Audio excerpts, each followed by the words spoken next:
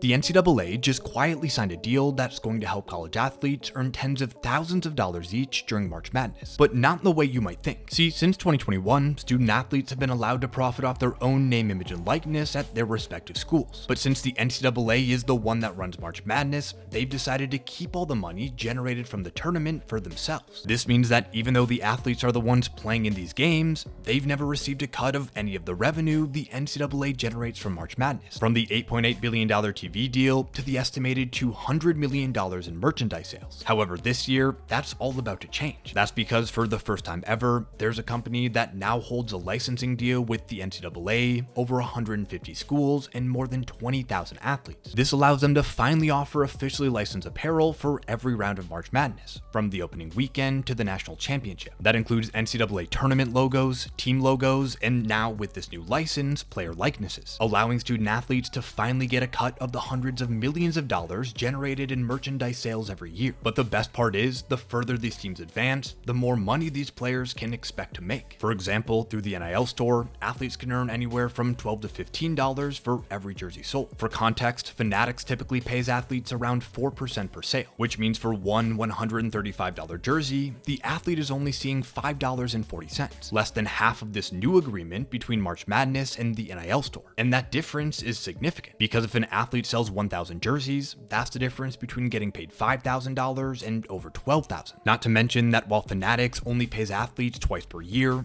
the NIL store pays athletes 2 times per month, meaning they're not only getting paid more, but as fast as possible. Currently, the NIL store has deals signed with some of the top men's and women's basketball teams in the nation, including Auburn, Duke, UConn, and LSU. And they expect to have deals in place with over 90 of the men's and women's teams participating in March Madness this year. All of this apparel will not only be found on the NIL store's website, but they've also partnered with campus bookstores and retailers like Dick's Sporting Goods so more fans can support their favorite college athletes.